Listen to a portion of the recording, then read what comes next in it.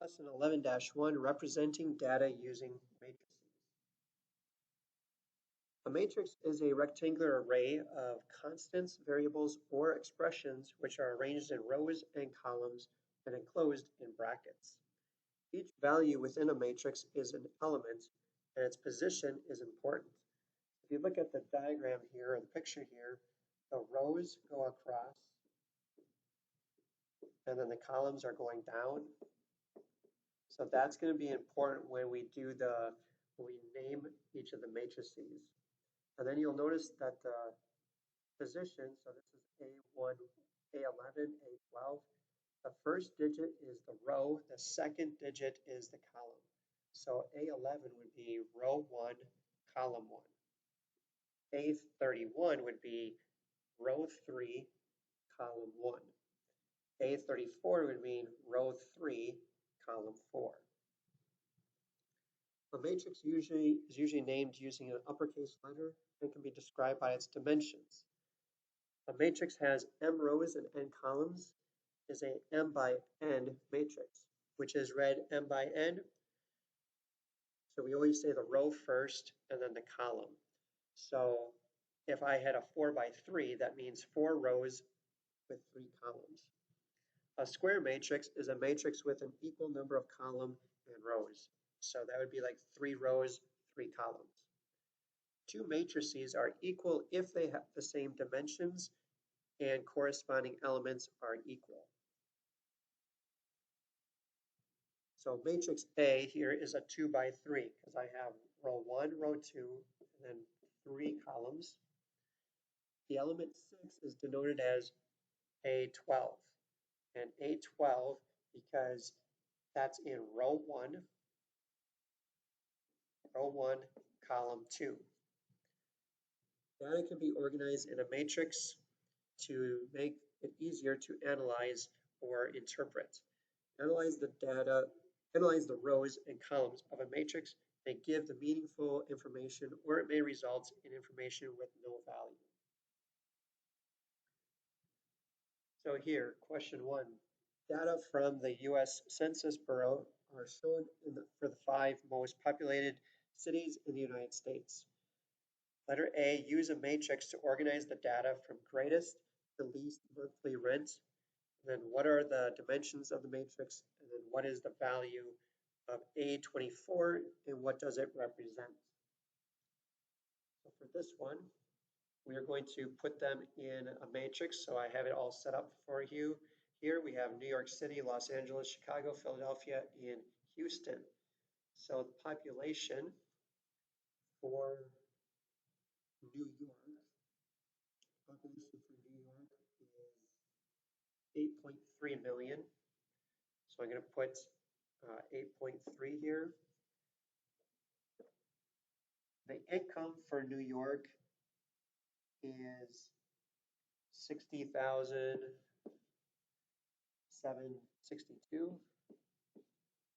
The house size would be 2.62, and rent would be 1,396. Next one would be Los Angeles. Los Angeles would have a population of 4 million. Median income would be 58,385. The house size would be 2.82, and the rent would be 1,376. Next would be Chicago. Chicago has a population of 2.7 million. Median income would be 55,198. The house size would be 2.52, and the rent would be 1,077.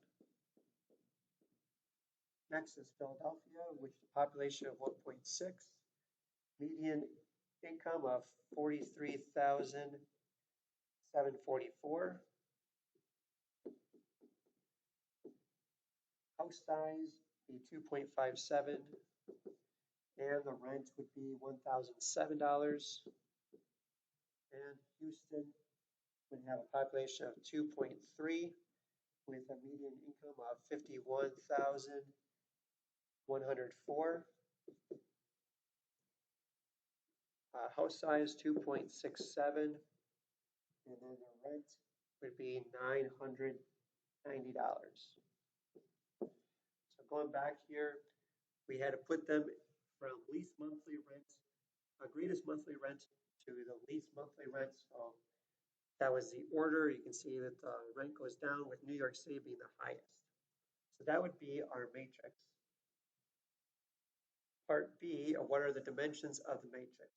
If I go back to here, I have 1, 2, 3, 4, 5 rows, and I have 1, 2, 3, 4 columns. So this would be 5 by 4. So rows, columns. What is the value of A24 and what does it represent? So A24, row 2, column 4 would be 1,376. And this would be average monthly rent in LA. Next, the drink menu from the restaurant is shown. Use a matrix to organize the data. But here I can just show my brackets around here because the table is like a matrix. What are the dimensions of the matrix here? I have 4 rows and I have three columns. So it's a 4 by 3. What does the value 42 mean? So row 4, column 2, we have $1.10, and this would mean median or medium coffee is $1.10. Triathlon is a competitive sport with swimming, running, and biking portions. Athletes for 4 athletes written as hours, minutes, and seconds. Use a matrix to organize the data from fastest to slowest time running, slowest running time, and then what are the dimensions, and then what does the value A32 represent? So again, have the matrix create here. We're going to fill everything in. We have Allie, which would be swimming, would be 33 minutes and 5 seconds.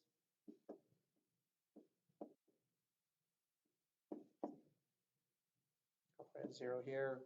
For running is 58 minutes and 55 seconds. And biking was an hour, 32 minutes, and 22 seconds. Davina was 33 minutes and 6 seconds. A run was 59 minutes and 7 seconds. And biking was an hour, 27 minutes, and 13 seconds. Cassie was 32 minutes and 45 seconds for swimming.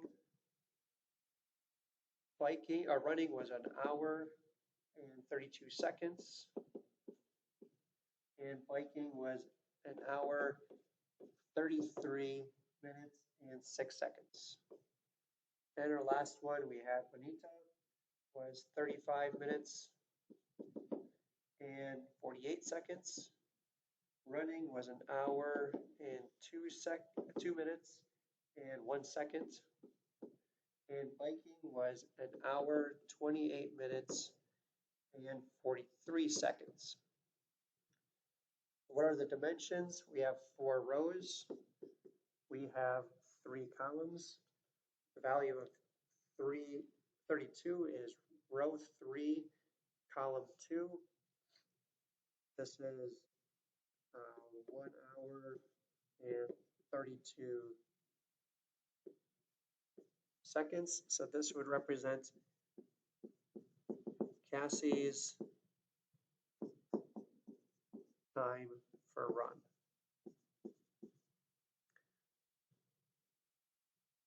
Next, example 2, almost all citrus grown in the U.S. is grown in 4 states: Arizona, California, Florida, and Texas. The table shows the value of each season's citrus crop in millions of dollars. Part A, we're going to organize the data in a matrix. Part B, we're going to add the elements in the columns and interpret the results. Part C, we're going to add the elements of the rows and interpret the results. In part D, would finding the average of each row and column provide meaningful data? So first, we need to organize this in a 4x3 matrix. We have Arizona, and in Arizona's numbers, so 2015 to 2016, we'd have 59.0. 2016 is 45.7, and 2017 we had 34.2. California, we had 200 or 2047.5, and we had 2221.8, and we had 2438.0. Florida was 1248.4, 1178.1, and 710.2. And then for Texas, we had 80.7, we had 86.6, and we had 100.6. So that is our everything in the matrix. For part B, we need to add the elements in the columns and interpret the results. So in 2015 and 2016 growing season, how much was produced in there? So we're going to take our first column, so we add 59 plus 2047.5 plus 1248.4 plus 80.7. And you get 3,435.6 million. For the next year, add those up. So 45.7 plus 2,221.8 plus 1178.1 plus 86.6 gives us a total of 3,532.2.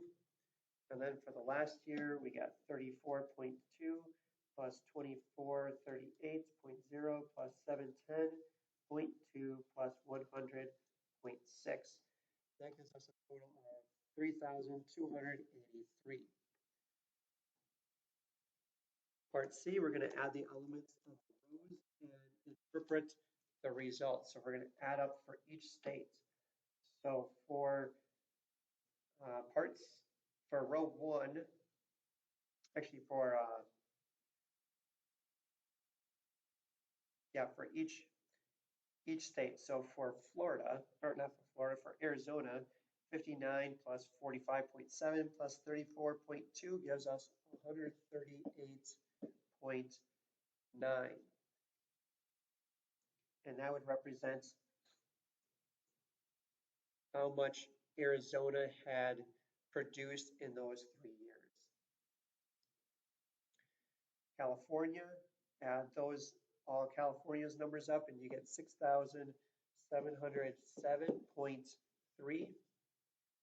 Add Florida's numbers up and you get 3,136.7. And add Texas's row and you get 267.9. Again, these numbers are in millions. So that's how much money they would bring in those years. Then the part D, Would finding the average of each row and column provide meaningful data? Well, if you find the average of the rows, that would give you the average revenue from the citrus crops for each state over the 3-year period. If you find the average of the columns, it would be less meaningful because it is a sample of just 4 states. So it would be best if you found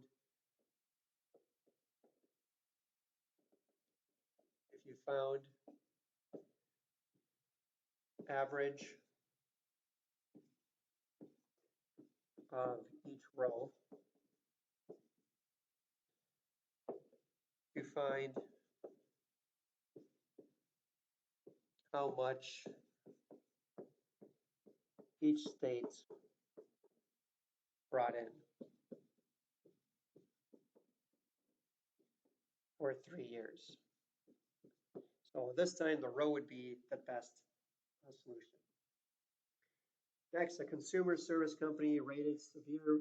There are several pairs of shoes by cost, level of comfort, look, and longevity using the scale of 1 to 5, with 1 being low and 5 being high. Organize the data in a 4x4 matrix. So here's our matrix. Add the elements in each column and interpret the results. So we add in each column. I'll just put that straight down here. So this will give us 7 plus 6 is 13. This will give us 10 plus 5 is 15. 4 plus 4 is 8 plus 5 is 13. And then 4, 8, 9, 10.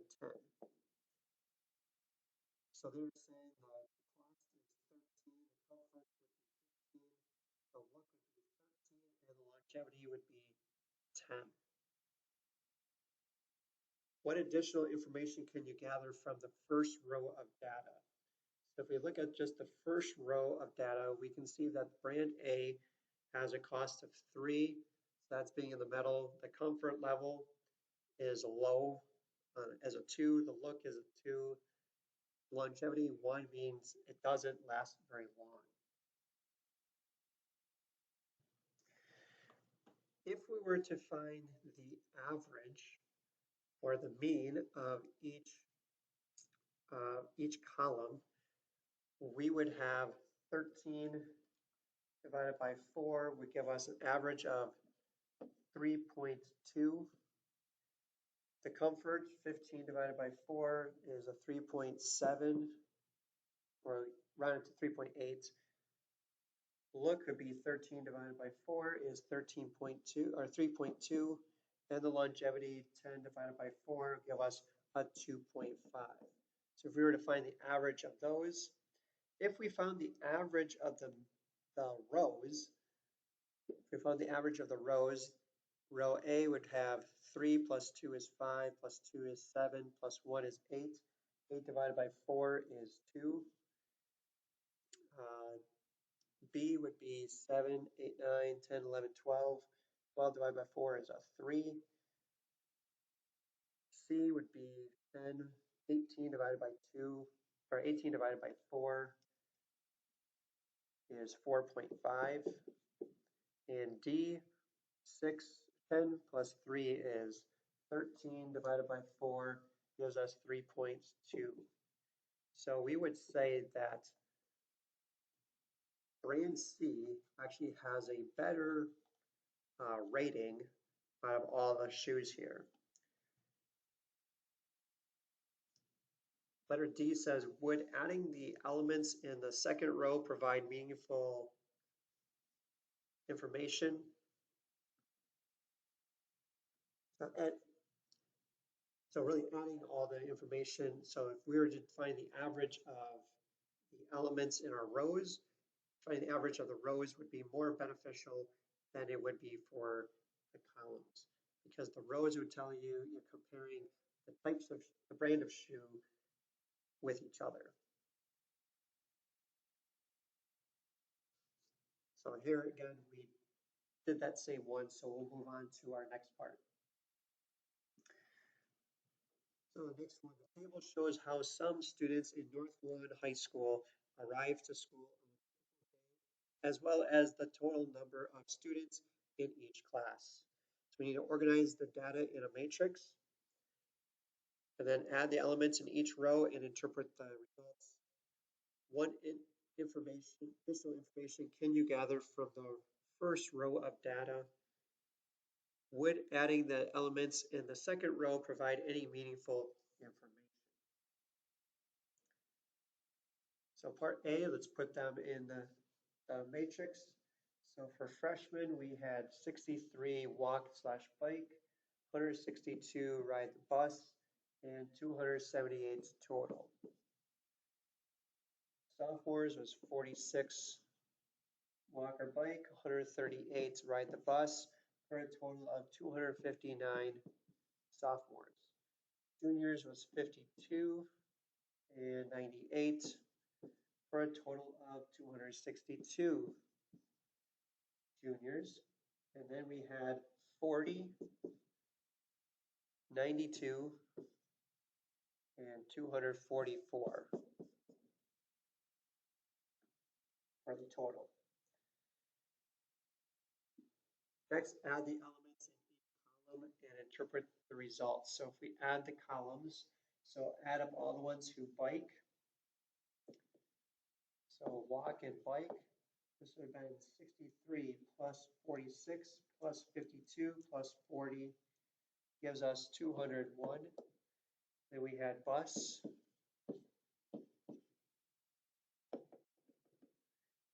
That'd be 162 plus 138 plus 98 plus 92 gives us a total of 490. And the total number of students we have is 278 plus 259 plus 262 plus 244 gives us a total of 1,043. And what does that mean? So that tells us total numbers of who walked and biked, how many bused, and then what the total number of students in the school would be. Part C, what additional information can you gather from the first row of data? Since we are only looking at walking, biking, and riding going on the bus, if I were to go back to here, this is say freshman, that would have been 63 plus 162. That's 225, but there are 278 students that are freshmen. That means 278 minus 225, there are 53 students, 53 freshmen get to school another method or another way. Would adding the elements in the second row provide any meaningful information? So if we did the row at the second row, which would be the sophomores, would there be any meaningful information there? And explain. That would just still give you the same information. The only difference is that would be for sophomores instead of the freshmen. And our last type is working with graphs here, or with a graph. It says the branch of mathematics called graph theory involves representing relationships by using graphs that consist of vertices connected by edges. The graph at the right has 5 vertices and 6 edges. An incidence matrix of a graph has a row for each vertex and a column for each edge. If an edge contains a vertex, then the column has a 1 in the row for the vertex. Create an incidence matrix for the graph. So we're going to have a matrix that's going to be a 5 by 6. So here I have my 5 by 6. Your vertices are here labeled with letters, and our edges are labeled with numbers. So now if there's a line going from, so it says edge 1 contains vertices A and B, so there will be ones in column 1, rows A and B. Okay, so I'm going to put, so there's a line for 1, there's a line to,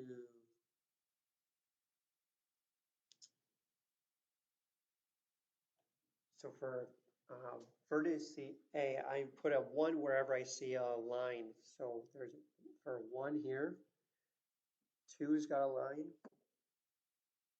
This one would be 4, and this would be 6. Everything else would be zeros. Now if I did B, I start at B here, there's a line for 1, there's a line here, which that's 5, and there's no other ones, so I put zeros there.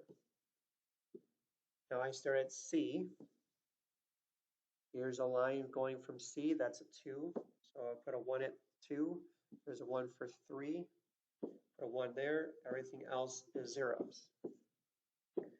Then I go to D, D has 1 at 3, has 1 at 4, and that's all, everything else is zeros. Then I go to letter E. Letter E has 1 at 6, has 5, and that's it. Everything else is zeros. So this would be my incidence matrix. Then another one here, the map represents the trail system at a state park. Each of the letters represent a point where the trail meets. The trails are numbered 1 through 6. Create an incidence matrix for the map. So we're going to do A, start at A. So I have a line at 2, I have a line at 3, I have a line at 1, and that's it. Everything else is zeros. Start at B now. I have a line at 1, I have a line at 5. Everything else is zeros. For C, I have a line at 3, I have a line at 4, I have a line at 6. Everything else is zeros. Start at D now. I have a line at 2, I have a line at 4. Everything else is zeros. Then I go to E. I have a line at 5, a line at 6, and that's everything else is zeros. This should be a 1. So that would be my matrix, or incidence matrix for that example. That is our lesson today on representing data using matrices.